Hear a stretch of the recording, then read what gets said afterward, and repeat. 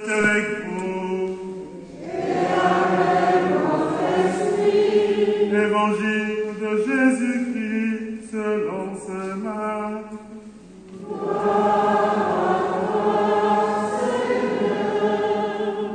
Marc, c'est au chapitre 5, du verset 21 au verset 43. En ce temps-là, Jésus regagna en barque l'autre rive, et une grande foule s'assembla autour de lui. Il était au bord de la mer. Arrive un des chefs de synagogue nommé Jaïr. Voyant Jésus, il tombe à ses pieds et le supplie instamment. Ma fille, encore si jeune, est à la dernière extrémité. Viens lui imposer les mains pour qu'elle soit sauvée et qu'elle vive. Jésus partit avec lui et la foule le suivait. Et cette foule était si nombreuse qu'elle l'écrasait. Or, une femme qui avait des pertes de sang depuis 12 ans, elle avait beaucoup souffert du traitement de nombreux médecins et elle avait dépensé tous ses biens sans avoir la moindre amélioration. Au contraire, son état avait plutôt empiré. Cette femme, donc, ayant appris ce qu'on disait de Jésus, vint par derrière dans la foule et toucha son vêtement. Elle se disait en effet, si je parviens à toucher seulement son vêtement, je serai sauvé. À l'instant même, l'hémorragie s'arrêta et elle ressentit dans son corps qu'elle était guérie de son mal. Aussitôt, Jésus se rendit compte qu'une force était sortie de lui. Il se retourna dans la foule et il demandait, « Qui a touché mes vêtements ?» Ses disciples lui répondirent, « Tu vois bien la foule qui t'écrase et tu demandes, qui m'a touché ?» Mais lui regardait autour pour voir celle qui avait fait cela. Alors la femme, saisie de crainte et toute tremblante, sachant ce qui lui était arrivé, vint se jeter à ses pieds et lui dit toute la vérité. Jésus lui dit alors, « Ma fille, ta foi t'a sauvée. Va en paix et sois guérie de ton mal. » Comme il parlait encore, des gens arrivent dans la maison de Jaïr, le chef de synagogue, pour lui dire à celui-ci, « Ta fille vient de mourir. À quoi bon déranger encore le maître ?» Jésus, surprenant ces mots, dit au chef de synagogue, « Ne crains pas, crois seulement. » Il ne laissait personne l'accompagner, sauf Pierre, Jacques et Jean, le frère de Jacques. Ils arrivent à la maison du chef de synagogue. Jésus voit l'agitation et des gens qui pleurent et poussent le grand cri. Il entre et leur dit, « Pourquoi cette agitation et ces pleurs? L'enfant n'est pas mort, elle dort. » Mais on se moquait de lui. Alors il met tout le monde dehors, prend avec lui le père et la mère de l'enfant et ceux qui étaient avec lui. Puis il pénètre là où reposait l'enfant. Il saisit la main de l'enfant et lui dit, « Talitha koum », ce qui signifie, « Jeune fille, je te le dis, lève-toi. » Aussitôt la jeune fille se leva et se mit à marcher. Elle avait en effet 12 ans. Il fut frappé d'une grande stupeur et Jésus leur ordonna fermement de ne le faire savoir à personne. Puis, il leur dit de la faire manger.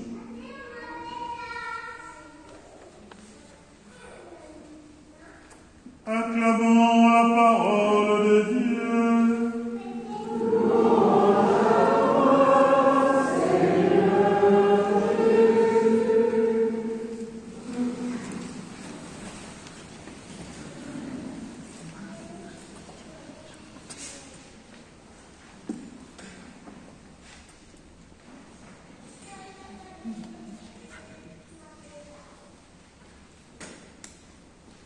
Bien-aimés de Dieu, il disait que nous célébrons le 13e dimanche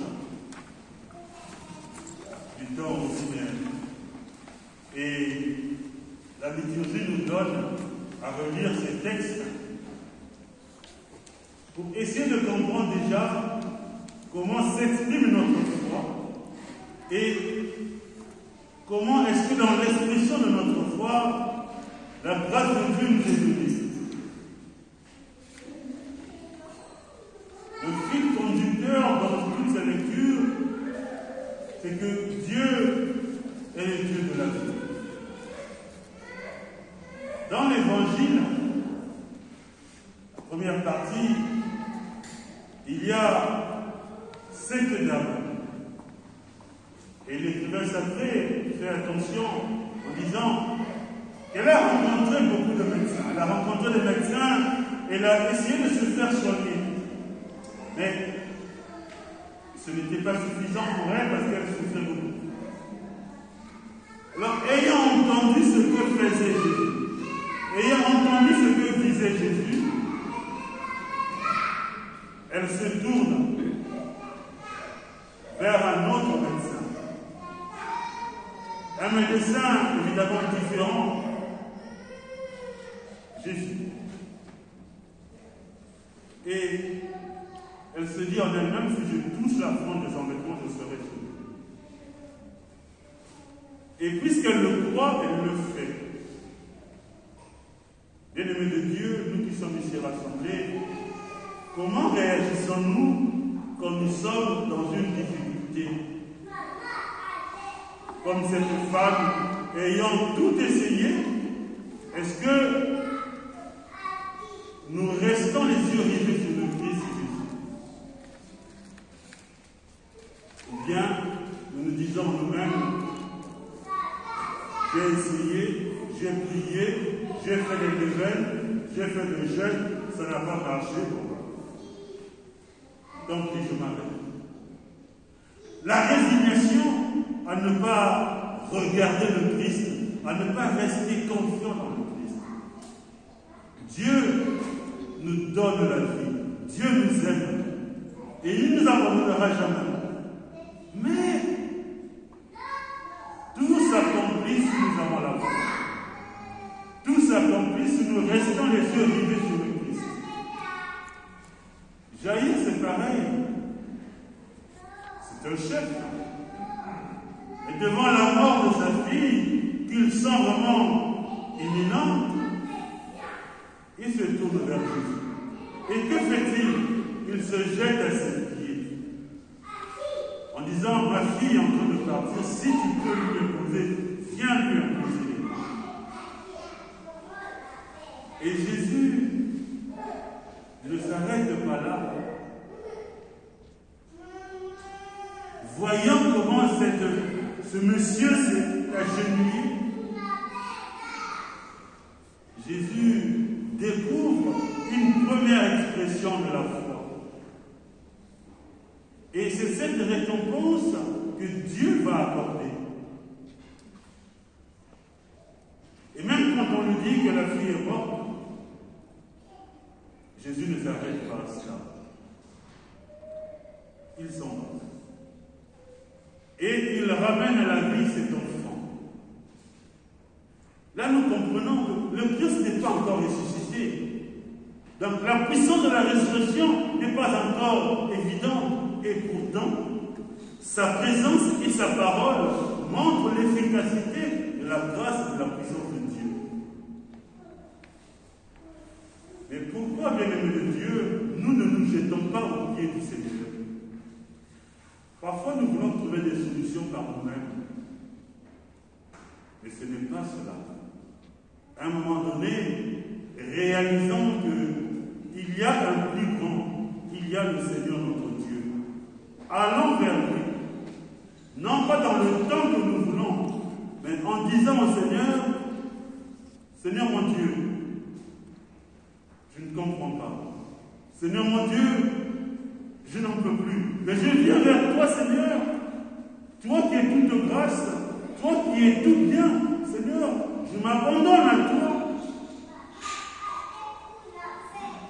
Dans la première lecture, l'écrivain sacré de la sagesse dit la même chose. Il montre que l'homme a été créé et a reçu la dignité de fils de Dieu. Et cette dignité rend jaloux le malade. Dieu n'a pas fait la mort. La mort est inhérente à notre vie, mais Dieu est capable de nous faire vivre par-delà la mort. Dieu est capable de nous changer. Et la prière de l'Église dit, la mort n'est pas la fin de la vie, elle en est la transformation. Lorsque prend fin notre séjour sur la terre, si nous croyons, nous avons déjà une demeure éternelle dans les cieux. Donc, ce n'est pas une seconde vie, non, mais il y a une vie, la vie de la béatification, la vie de Dieu, la vie de la communion des saints. Alors je t'exalte, Seigneur, toi qui m'as relevé. Relevé de quoi? Parce que tu ne m'as pas abandonné à la mort. Parce que tu ne m'as pas abandonné à l'esclavage du péché. Parce que, Seigneur, tu m'as porté. Parce qu'à chaque fois, tu m'as tiré du gouffre de l'ennemi. Tu m'as préservé de tout mal. Alors je t'exalte, c'est-à-dire, Seigneur, je me donne complètement à toi, parce que sans toi, ma vie t'en ennuie. Et dans la deuxième lecture, dans l'Épître aux Thessaloniciens, Saint Paul nous fait comprendre que notre charité se fera inventive si à ce temps-ci nous regardons le Christ. En nous entraînant les uns les autres, nous partirons de cette pauvreté vers la richesse, cette richesse de l'amour de Dieu. Parce que Jésus l'a manifesté, par amour pour nous, il est mort sur la croix. Et pour que nous ayons la vie en abondance. Donc si nous essayons de nous identifier à ce don que Jésus fait, en nous aidant les uns les autres, de façon à marcher ensemble, le Christ sera toujours à nos côtés. Je ne parle pas de la pitié en regardant l'autre. C'est péjoratif, ce n'est pas cela. Et quand je regarde l'autre qui est assis ou couché, pour plusieurs raisons, quelles que soient les conditions, et moi je suis debout, ma réflexion c'est de dire comment faire en sorte que celui qui est couché, je puisse prendre sa main pour qu'il se lève et que nous marchions. Parce que dans la vie chrétienne, nous sommes responsables les uns des autres. Je ne peux pas, en tant que chrétien, me réjouir de la souffrance de l'autre, de la difficulté de l'autre. Je ne peux pas me réjouir. Je ne dois pas me réjouir de la douleur, de la souffrance de l'autre. Au contraire, je dois être inquiet puisque nous sommes tous enfants d'un même Père. Je ne peux pas me réjouir moi et me consoler moi tout seul pendant qu'à côté, il y a quelqu'un en difficulté. Souvenons-nous de cette histoire du sang de Caïn qui crie vers Dieu, du sang d'Abel qui crie vers Dieu. Et quand Dieu interroge Caïn, où est ton frère? Je ne suis pas le gardien de mon frère, mais j'entends son sang crier vers moi. Qu'as-tu fait de ton frère? Nous ne sommes pas là pour sauver la vie des uns des autres, ce n'est pas cela. Mais nous devions être inquiets quand l'autre est en difficulté.